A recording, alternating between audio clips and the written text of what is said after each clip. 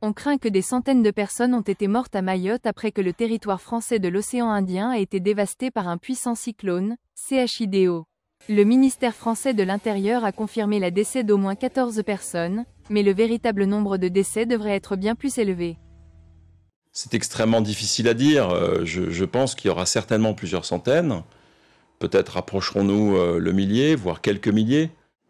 Lors d'une rencontre avec le pape François à l'aéroport d'Ajaccio en Corse, le président français Emmanuel Macron s'engage à venir en aide aux habitants de Mayotte. Le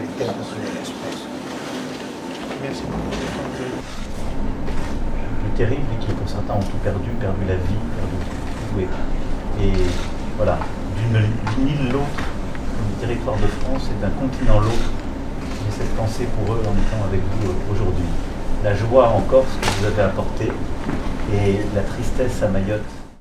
La catastrophe est le premier défi auquel le Premier ministre François Bayrou a présidé une réunion d'urgence du cabinet au ministère de l'Intérieur à Paris. Le cyclone, le plus pire à avoir frappé le territoire de plus de 300 000 habitantes, EN, AU, MOINS, 90, ANS, a rasé des quartiers, désactivé des réseaux électriques, écrasé des hôpitaux et des écoles et endommagé la tour de contrôle de l'aéroport. Le pape François a également exprimé son soutien aux victimes de l'ouragan CHIDO.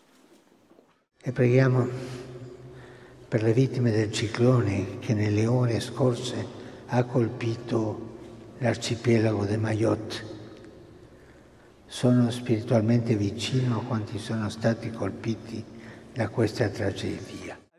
Le ministre français de l'Intérieur par intérim Bruno Retailleau déclare que « tous les logements de fortune ont été complètement détruits » dans le territoire d'outre-mer. Ensuite, de la pluie, et vous savez qu'on a un habitat précaire qui est accroché à flanc de colline, et avec le ruissellement, avec la déstabilisation du terrain, c'est bien entendu une catastrophe, et l'entièreté de cet habitat précaire a été évidemment détruit. Environ les 2/3 de l'île sont actuellement inaccessibles. Lundi matin, Mayotte était presque entièrement hors courant depuis plus de 36 heures. Des centaines de secours, de pompiers et de policiers ont été envoyés sur le territoire depuis la France et la Réunion. Rapport du bureau, NewsX.